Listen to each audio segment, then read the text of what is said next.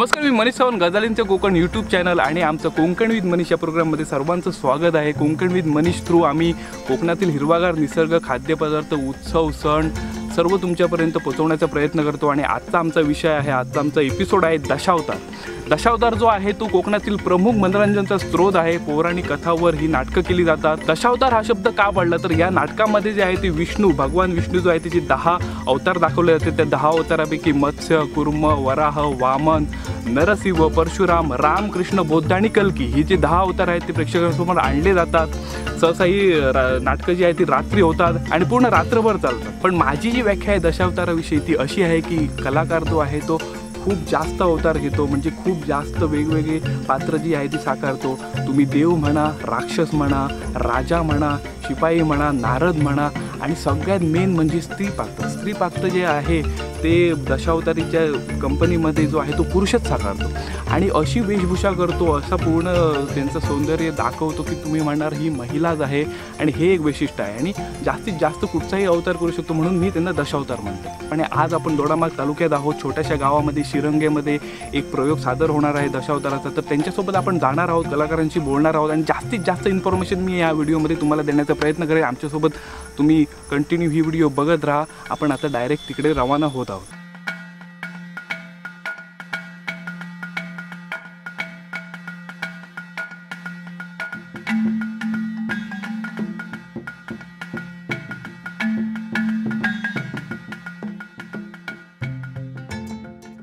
तर ही दशावतारांची बस आहे, एकत्र जमून ते या ठिकाणापर्यंत येतात ह्या बसमध्ये बसून। आणि प्रत्येकाचा एक पेटारा असतो, प्रत्येकाची एक बॅग असते, त्याचे कलेचे सगळे सामान असतात, कपडे असतात, वेशभूषासाठी वेगळा काहीतरी नसतं। प्रत्येकाचं सामान प्रत्येकजण आपण इकडे घेऊन येतो। तर दशावतारी कलेविषयी अजून एक असं वैशिष्ट्य आहे की पाठीमागे तुम्ही फक्त एक पडदा दिसणार, तुम्हाला अजून पूर्ण स्टेजवर काही नाही दिसणार। एक बाकडा आणि या 3 खुर्च्या, पेटी वाजकासाठी, तबला किंवा ढोलकी वाजकासाठी आणि झांज वाजवतो तो। पण सामाजिक नाटकं जर तुम्ही बघितलं त्याच्यात अंक चालतात। अंक म्हणजे घराचा जर सीन असला तर पूर्ण घराचा पडदा असणार, पाठीमागे एक सोफा असणार, चेअर्स असणार, टेलिफोन असणार। जर देवळाचा जर सीन येतो तर पाठीमागे देवळाचा पूर्णपणे पडदा असणार, गार्डनचा सीन असला तर गार्डनचा सीन असणार। पण दशावतारी नाटक एकदा चालू झालं की कंटिन्यू एका पडद्यावर संपेपर्यंत नाटक चालतं।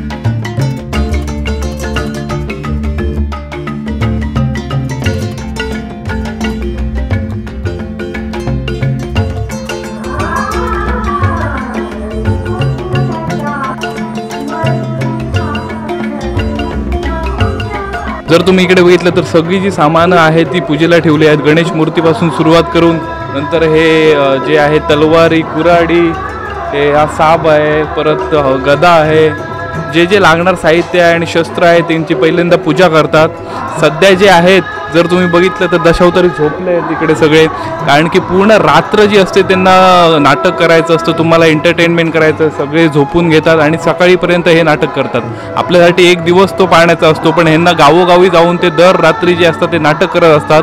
आपण त्यांच्याशी बोलण्याचा प्रयत्न करणार आहोत, जरा बघूया ते उठतायत आणि आमच्यासोबत बोलतायत का। आणि मामा मोचे माडकर या नाटक कंपनीमधील हरिश्चंद्र गावकर हे एक अनुभवी कलाकार आपल्यासोबत आज आहेत। ते आपल्यासोबत या कलेविषयी थोडी माहिती आपल्या प्रेक्षकांना सर्वांना देणार आहेत, तर आपण त्यांच्याशी बोलण्याचा प्रयत्न करू। नमस्कार। तर दशावतारी ह्या कलेविषयी थोडक्यात आम्हाला आमच्या प्रेक्षकांना माहिती द्या। दशावतार ही कला सिंधुदुर्गाची आणि ही किती वर्ष चालली आमका काय माहीत नाही, पण बरेच वर्ष म्हणजे पिढ्यानपिढ्या ही दशावतारी कला, दशावतार नाटक माध्यमातून आपल्या समाजाचं मनोरंजन, त्याचबरोबर आपल्या समाजाची जी काय ह्या आपल्या परंपरा असा, आदर्श, रूढी म्हणजे समाज प्रबोधन ह्या दशावतारी कलाकार प्रत्येकजण करत असतो। आणि ही दशावतारी कला जी आहे ना, त्यातल्या त्यात गावोगावी असणारी जी देवमंदिरं आहेत आणि गावाचे जे उत्सव म्हणजे त्याला दयकला म्हणतो किंवा नाटक म्हणतो, याच्याशी निगडीत आहे। म्हणून तर अगोदर 8 दशावतार केला जातो आणि त्यानंतर सकाळी 8 दशावतार म्हणजे भट, संकासूर वगैरे जे मारले असतात 10 अवतार दाखवले जातात। विष्णूचे 10 अवतार। आणि त्यानंतर नाटक हे मनोरंजन करण्यासाठी होतं आणि सकाळी त्याची दहीहंडी फोडली जाते. हे अनादी काळापासून चाललेलं आहे, पिढ्यानपिढी. गावात हा प्रयोग होणार आहे असं समजल्यावर वाटचाल कशी काय चालते तुमच्या पूर्ण टीमची किंवा तुमची? टीम म्हणजे आमचे जे मालक असतात ना, ते आमच्या टीमला समजावून सांगतात की बाबा ह्या गावात अमुक प्रयोग करायचा, किंवा गाववाल्यांची इच्छा असते की आपल्याला हा प्रयोग पाहिजे. तो प्रयोग आपण स्टोरी रूपानं बोलतो आणि त्याच्यावर नाटक बसवतो.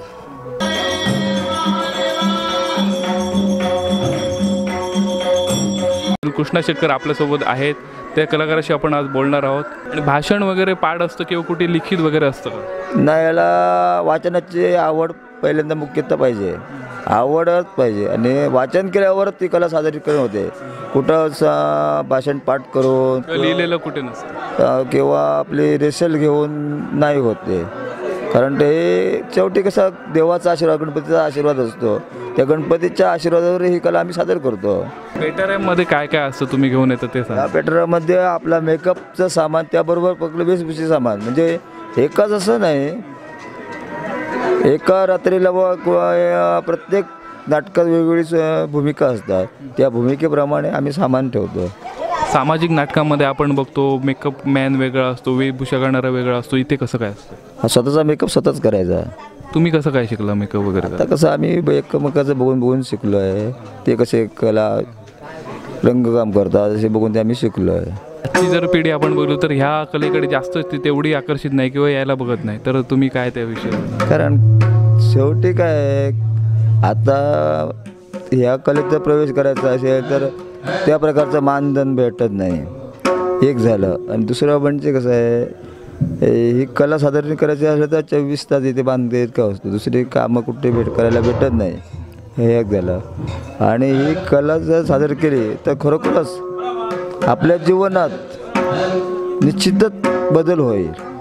कारण ही कला जशी आहे की कला ही जगायला शिकवते. आणि दशावतार कला शिकून मिळत नाही, ते आत्मसात करावी लागते. विद्या विकत घेता येते, पण कला आपल्या आत्मसात करावी लागते.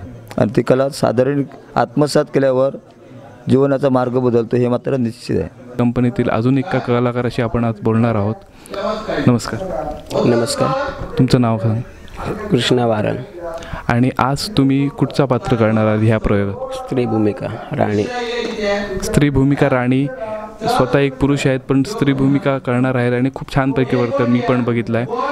तर एक स्त्री पात्र करताना कोणत्या गोष्टींकडे महत्त्वाचं लक्ष द्यावं लागतं? महत्त्वाचं म्हणजे स्त्रीचे अभिनय, स्त्रीचं चालणं बोलणं. महत्त्वाचं म्हणजे स्त्रीचा आवाज. मेकअप सुरू असल्यापासून आपण स्टेजवर जाईपर्यंत पुरुष आहोत हे विसरून जाऊन स्त्री भूमिकेला आपण झोकून द्यायचं. त्याप्रमाणे जो मेकअप आहे जो महिलांचा, तो तुम्ही कसा काय निरीक्षणावरून शिकलात की कुठून शिकलात? अगोदर मुळात चेहरा स्त्री असावा लागतो.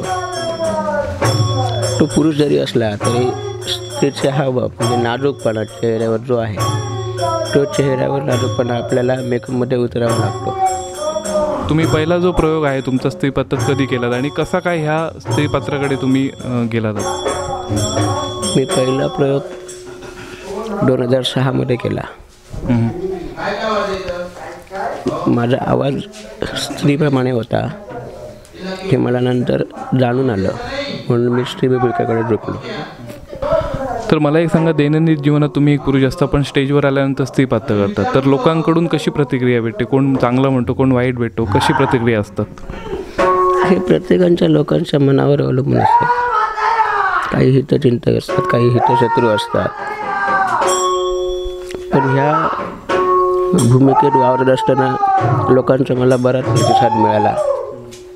काही अडथळे शक्यतो निर्माण झाले नाहीत. प्रतिसाद मिळाला म्हणून मी स्त्री भूमिका करण्यासाठी साकारलो आणि त्यात मी यशस्वी झालो. आणि आवाजामध्ये स्त्रीसाठी विशेष काही परिवर्तन करावं लागतं? नाही, तसं आवाजासाठी विशेष परिवर्तन करावं लागत नाही. मुळात जर का स्त्री भूमिकेचा आवाज असला तर ते शक्य होऊ शकतो. त्यापेक्षा एखाद्या पुरुषाला स्त्री भूमिका करणे शक्य होत नाही.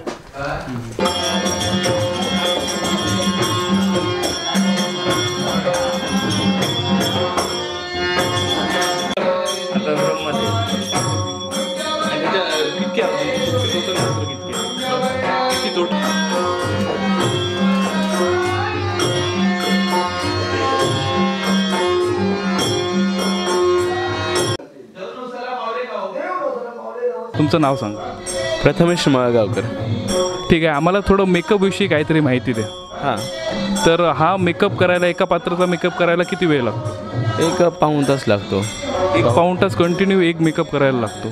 आणि मेकअपसाठी प्रत्येकाकडे वेगवेगळं सामान असतं की एका मेकअपमध्ये कुठच्या पण पात्राचा मेकअप होऊ शकतो? एका मेकअपमध्ये म्हणजे एक मेकअप बॉक्स असतो, प्रत्येकाकडे सेपरेट आपापला मेकअप बॉक्स असतो आणि त्या मेकअप बॉक्समध्ये सर्वसाधारण जे आम्ही पात्र हे करतो सर्व पात्र त्या मेकअप बॉक्समध्ये आम्ही साकारू शकतो. आणि एवढे जे तुम्ही थर लावता किंवा एवढा टाईम लावताय जो तुम्ही मेकअप करायला, त्या रंगांचा किंवा त्याचा इफेक्ट तुमच्या त्वचेवर होतो की? फारसं होत नाही, कारण आम्ही तेल लावतो. त्याच्यानंतर मेकअप पुसताना वगैरे मेकअप करून झाल्यानंतर तेल लावतो, त्यामुळे काय तेवढंसं फारसं इफेक्ट होत नाही. आणि मेकअप स्टार्टिंग करताना पण तेल लावल्यानंतर पुढे? हां, तर तेलामध्येच मिक्स करून आम्ही ते लावतो, त्याच्यामुळे फारसा इफेक्ट काय होत नाही.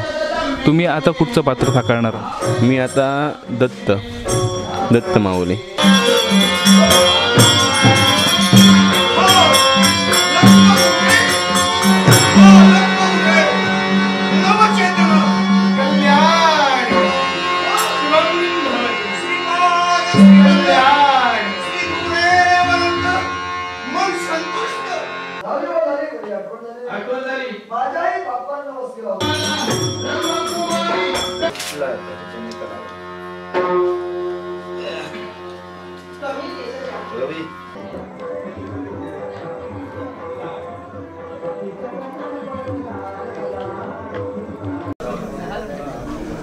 नमस्कार काका, तुम्ही स्टेजवर कुठच्या रोलमध्ये जाणार आहात? गणपती. तुम्ही कुठच्या? रिद्धी सिद्धी. म्हणजे तुम्ही यांच्याबरोबर बस. हो हो हो आता चालू होणार आहे, तुम्ही त्याच्या? हो हो, ते वाजवल्यानंतर त्या पद्धतीत मग नाचलं पाहिजे. हां हां.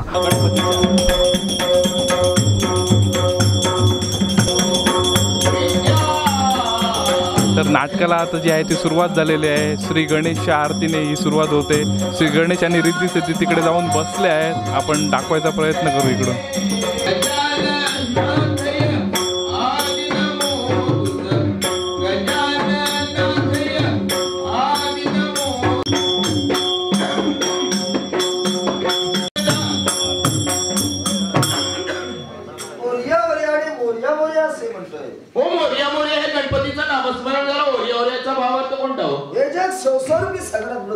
याला करण्याला उपाय विघ्न विनाशक मंगल मूर्ती मोरया रे मोरया रे. विघ्न विनाशक मंगल मूर्ती मोरया.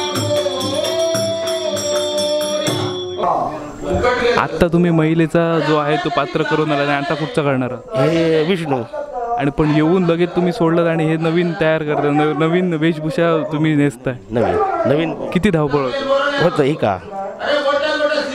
धावपळीतच करावं लागतं ते. एक 5 मिनिट किंवा 10 मिनिटात तयारी होईल. 5-10 मिनिटात लगेच करून जावं लागतं. हो हो हो. बघा धावपळ कशी होते ती. एका पात्राला 2-3 अशी जी आहे ते पात्र करावी लागतात. लगेच जास्त टाईम नसतो. 5-10 मिनिटात त्यांना लगेच तयार होऊन स्टेजवर दुसरं पात्र जे आहे ते स्वीकारावं लागतं. रात्रीचे ते 2 वाजले आहेत आणि नाटक जे आहे ते अर्धा तास चालू झालं आहे. पण हा जो आहे तो पाठ जो आहे तो 8 दशावतार म्हणतात. 8 दशावतारामध्ये जे आहे तो संकासूर आणि विष्णू यांच्यामध्ये भाषणं होतात आणि विष्णू त्या संकासुराला मारून नंतर जो आहे तो मेन प्रयोग चालू होतो दशावतारांचा. तो मनोरंजनासाठी असतो आणि हा जो आहे तो प्रमुख भाग असतो. त्याच्यातले थोडे बायड आपण आता बघूया.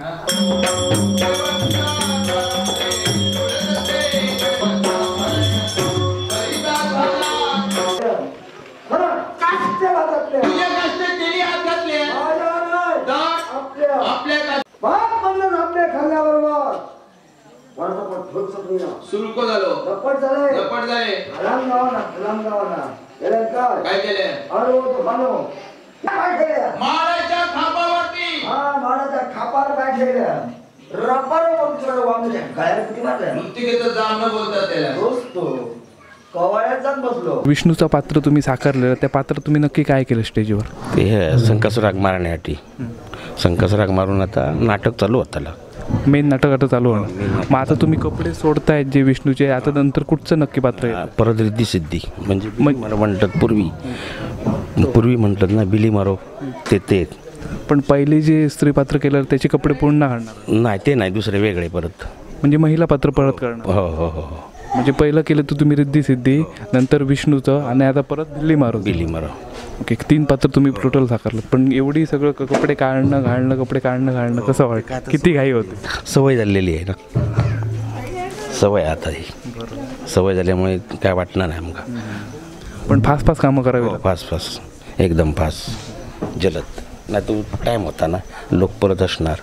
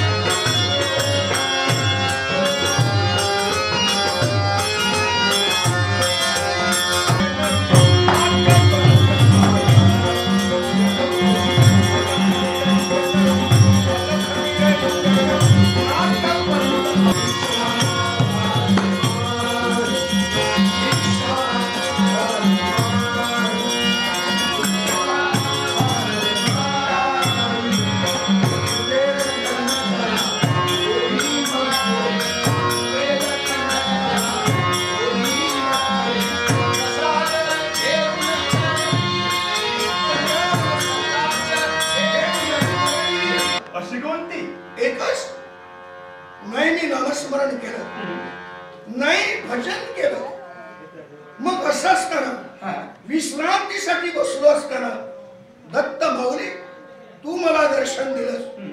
धन्य ते माझे माता पिता आणि धन्य त्यांची परमपुण्य. थोर अशा राजघराण्यात माझा जन्म झालाय. 84 योनी भोगल्यानंतर प्रत्येकाला नरदेह प्राप्त होतोय. आणि तो जर नरदेह सार्थकी लागला नसेल तर किंचित त्याला रवरवाचा मार्ग प्राप्त होतोय. मला पाहिल्यानंतर सर्वांना आश्चर्य वाटतं आणि तसंही तुम्हालाच वाटलं. हो ना. माझं नाव सौदामिनी. हा, सौदामी. हो. इथे कशासाठी? एकाच करण्यासाठी. ऐकूया. सांगेन ना. तुमच्या राजदरबारात येण्यापूर्वीच तुमच्या राजदरबारातील सर्व मंत्री महोदय गेल्याच्या नंतरच इथं मी प्रवेश केला आहे. तुम्ही एकटे आहात हे मी जाणीलं.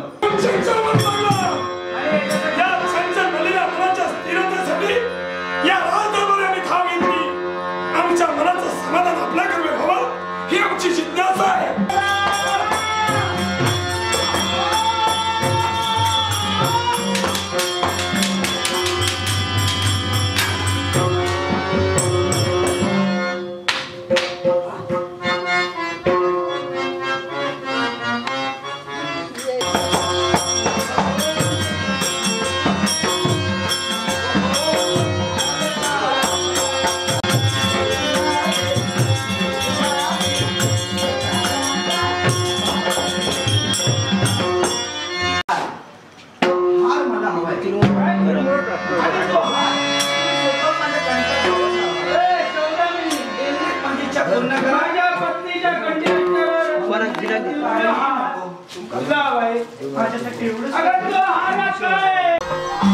पहाटेचे 4:05 झालेले आहे. दशावताराचा जो प्रयोग आहे तो अजून कंटिन्यू चालू आहे आणि आम्ही त्यांना विचारलं तर ते बोलले की 1.5 तासाचा अजून कार्यक्रम बाकी आहे. म्हणजे 5:30 वाजेपर्यंत जो आहे तो नाटक संपणार आहे. तुम्ही बघितले दशावताराची कलाकार आहे ते पूर्ण रात्र जागून हा प्रयोग करतात, म्हणून रात्र दशावताराची असं म्हटलं जातं. सांगायचं मला एवढंच वाटतं की ह्या एका प्रयोगाला त्यांना 8 ते 10 हजार रुपये भेटतात एका रात्रीसाठी. त्या रात्री ते कमीत कमी 10 ते 15 जण कलाकार असतात.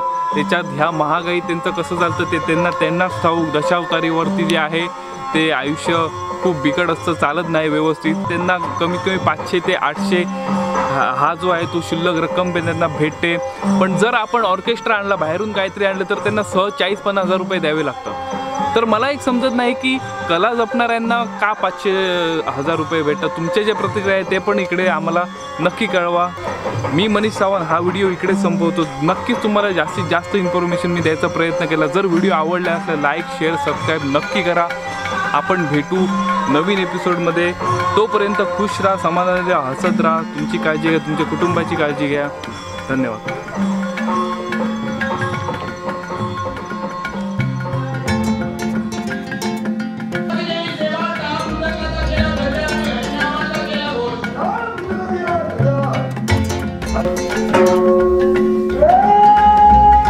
नमस्कार मामाची काढकर